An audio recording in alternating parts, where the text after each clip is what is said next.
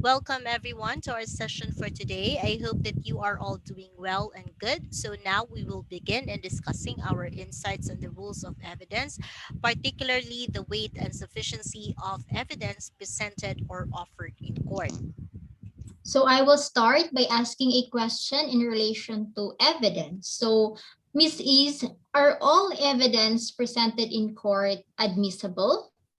According to Section 3, Rule 128 of the Rules of Court, evidence is admissible when it is relevant to the issue and not excluded by the Constitution, the law, or these rules. So this means that the admissibility of evidence depends on its relevance and competence, while the weight of evidence pertains to evidence already admitted and its tendency to convince and persuade. So a particular item of evidence may be admissible, but its evidentiary weight depends on the judicial evaluation within the guidelines provided by the rules of court.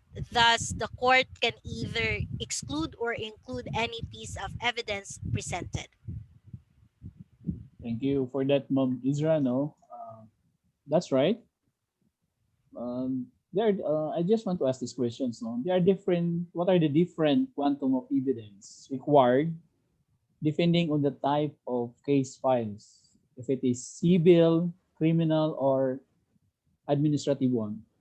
Okay, so in civil cases, based on Section 1, Rule 133, it's just preponderance of evidence is required to render judgment on a civil case, while Section 2 of the same rules require for criminal cases that the highest quantum of evidence in order to convict or render a judgment on an accused is proof beyond reasonable doubt. On the other hand, on administrative cases, only substantial evidence is needed in order to the quantum of evidence needed is just substantial evidence. So, Ma'am Isra, you mentioned of preponderance of evidence. What do you mean of preponderance of evidence? So, by preponderance of evidence, it was defined in the case of BP Oil and Chemicals International versus Total Distribution and Logistics Systems, citing the Raimundo versus Lunaria case.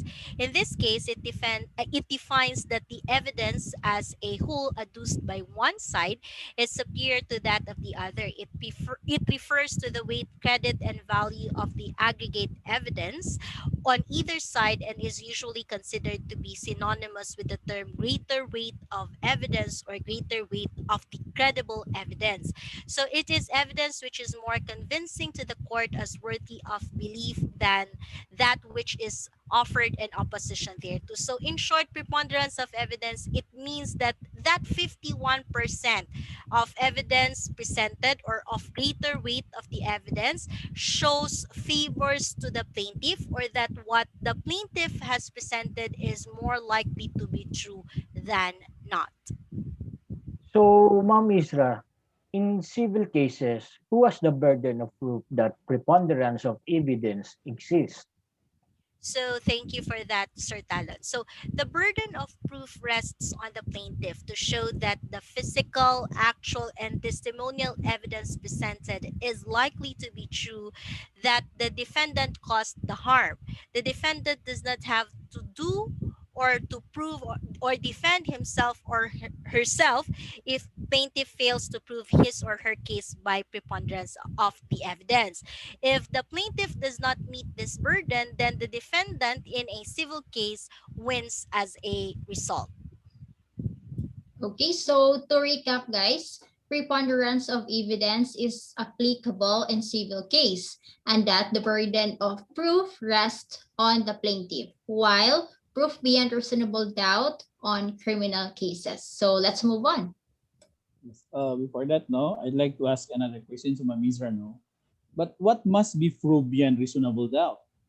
So it should be the commission of the crime, the identity of the accused, and the moral certainty as to the person of the offender.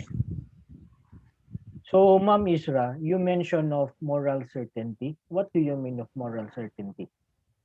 Moral certainty is required in proof beyond reasonable doubt. It convinces and directs the understanding and satisfies the reason and judgment of those who are bound to act conscientiously upon it. So, a good example of which is the case of People versus Soronio, E. Galucan case, where it cites the case of People versus Balcalso, that the required quantum of proof beyond reasonable doubt to justify the verdict of guilt is present.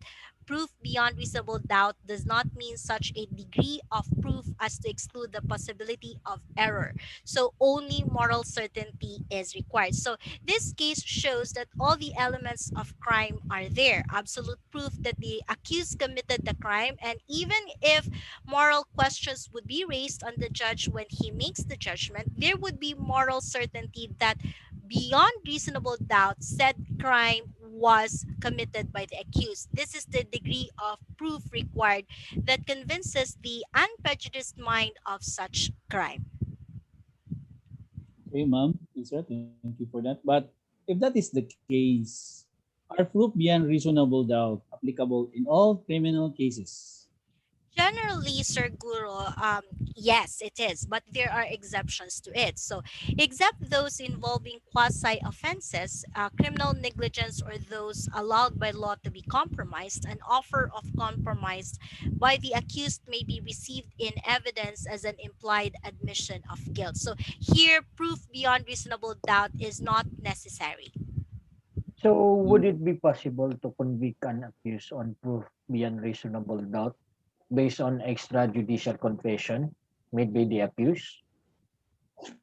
Okay, thank you for that question, Sir Talon. So generally, if extrajudicial confession not deemed admitted or not sufficient ground for conviction to prove beyond reasonable doubt that indeed the accused committed a crime. So for extrajudicial confession be admitted, it should be corroborated by evidence of corpus delicti. So to convict accused on proof beyond reasonable doubt based on the extrajudicial confession, it should be that there are other evidence and proof aside from the confession as basis for conviction of guilt beyond reasonable doubt.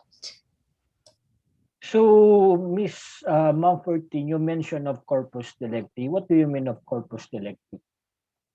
Okay, so if you talk about corpus delicti, it is the actual commission by someone of the particular crime charge. So there must be proof of concurrence of a certain event and a person's criminal responsibility of the act. So the concept of corpus delicti is emphasized in the case of People versus Sem-S.Y de Guzman.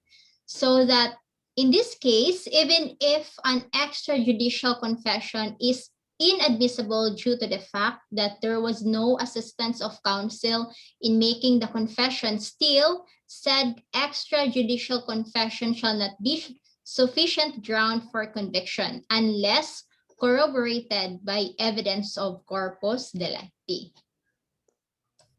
okay.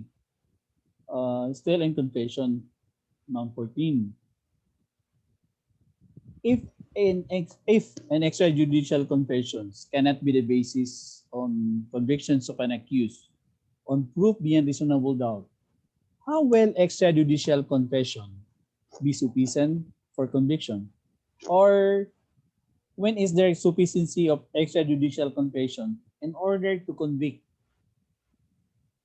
Okay, good question, Sir Talon.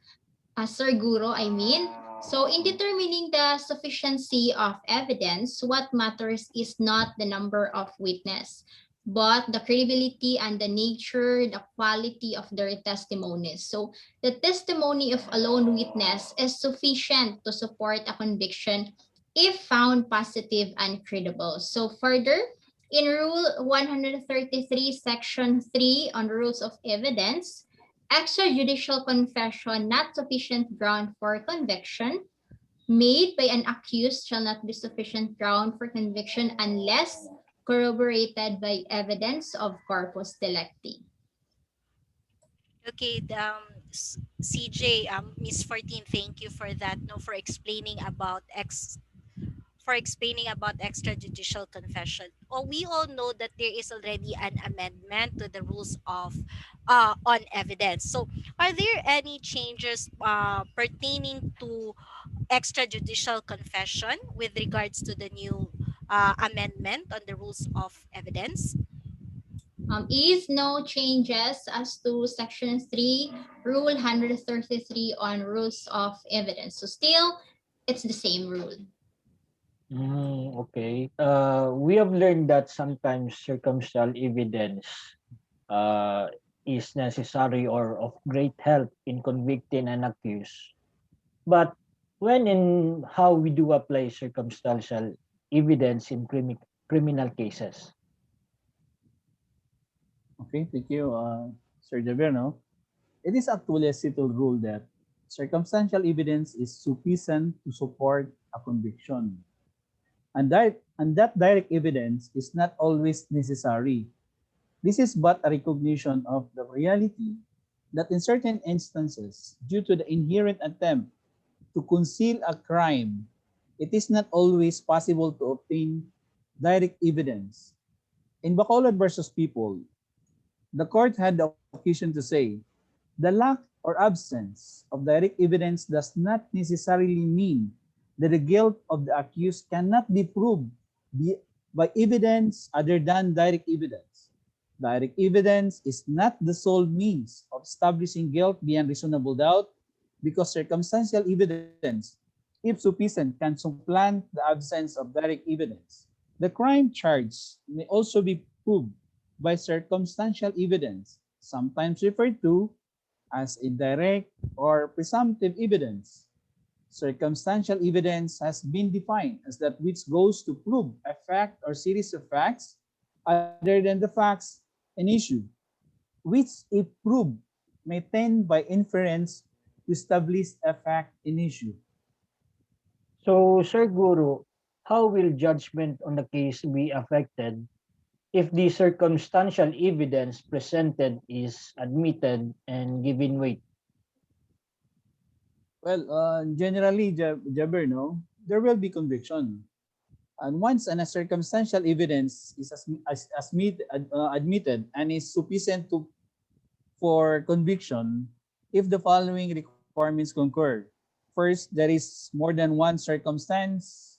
Second, the facts from which the inferences are derived are proven. And lastly, the combination of all the circumstances is such as to produce a conviction beyond a reasonable doubt. Another question, Sir Guru. You have mentioned that if the inferences are proven, then circumstantial evidence may be a sufficient ground for conviction.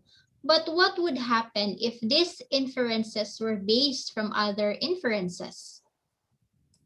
Thank you, Ma'am 14, for that question. No? Based on the 2019 Amendment on the Rules of Evidence, the second paragraph of Section 4, Rule 133 states that a new provision in terms of inferences.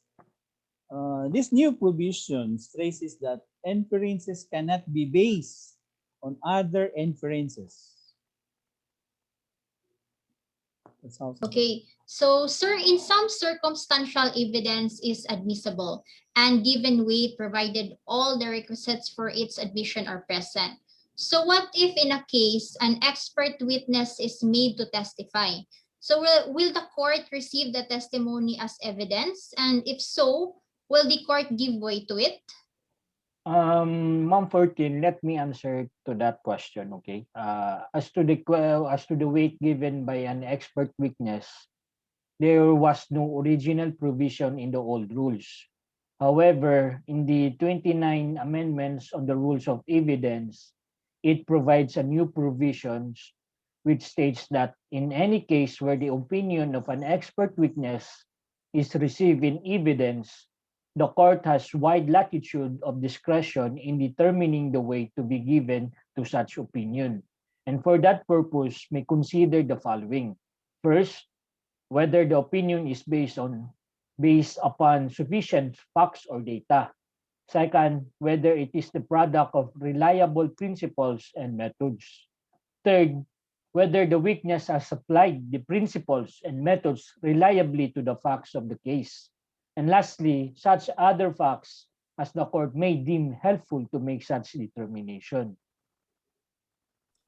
So, sir, how is an opinion of an expert witness different from an opinion of an ordinary witness? To distinguish an opinion of an expert witness from an opinion of an ordinary witness is that the former refers to one who belongs to the profession or calling to which the subject matter of the inquiry relates and who possesses special knowledge on question on which he proposes or she proposes special knowledge to express an opinion. Thus, it may receive an evidence. Thus, it may be receiving evidence under Section 52 of Rule 130 of the Rules on Evidence.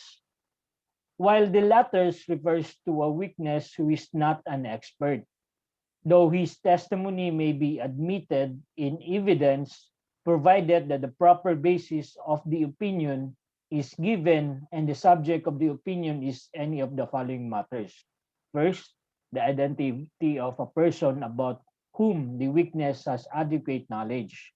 Second, the handwriting of a person with which the witness has sufficient familiarity. Third is the mental sanity of a person with whom he or she is sufficiently acquainted. And lastly, the impression of the weakness of the emotion, behavior, condition, or appearance of a person. It is based on Section 53 of Rules of Evidence. Basically, an opinion of our ordinary witness is an inference or conclusion based or drawn from the facts established. So, Sir Talon, how will an opinion of an expert witness affect the overall judgment of the court in a particular case? Regarding to that, Ma'am Isra, generally the courts are not bound by the testimony of the expert witness because expert opinions are not conclusive. When it is faced with other conflicting expert opinions, the court gives weight and credence to which is more complete, thorough, and scientific, and that the testimony of an expert witness must be construed to have been presented not to sway the court in favor of any of the parties, but to assist the court in the determination of the issue before it, and it is for the court to adopt or not to adopt depending on its appreciation of the attendant facts and the applicable law. So, Mr. Jabir, no, is the opinion of an expert witness always admissible or not? Sir Guru, regarding to that, it is not the opinion of an expert witness is not always admissible because expert opinion is to be considered or to be weighed by the court like any other testimony, and that it is admissible only when the matter to establish requires expertise and the witness has been qualified as an expert. So, how about in administrative cases? What quantum of evidence is needed? In administrative cases or cases filed in before quasi-judicial bodies, the quantum of evidence needed is only substantial evidence. And when we speak of substantial evidence, it is defined as such amount of relevant evidence which a reasonable mind might accept as adequate to support conclusion. It is more than a scintilla of evidence, but maybe somewhat less than a preponderance of evidence. Thus, as presented in the case of spouses Manalo versus Roldan Confessor, it provides that all administrative determination requires only substantial proof and not clear and convincing evidence.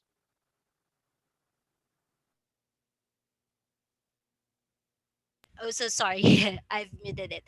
So, in civil cases, the evidence that we need to prove is only preponderance of evidence. And in criminal cases, it's proof beyond reasonable doubt. So, why is it that in administrative cases, only substantial evidence is needed to convict someone? Well, thank you, Ma'am Isra.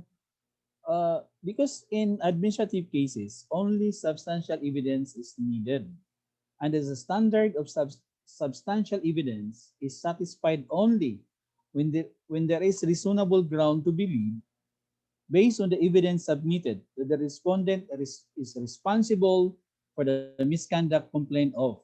So it need not be overwhelmingly or preponderant as is required in an ordinary civil case, or evidence beyond reasonable doubt as required in criminal cases. But the evidence must be enough for a reasonable mind to support a conclusion. Sir, are there any changes on the admissibility of substantial evidence in the 2019 amendments on the rules of evidence? Uh, so far, none for the context, but the Section 5 of the substantial evidence has been moved to Section 6 of the 2019 Amendment on Rules of Evidence. Okay, so are there any follow-up question? There's nothing. Okay, so thank you for that, Mr. Guru, and thank you, group mates, for that very informative and comprehensive discussion. So thank you, everyone, for listening to our discussion.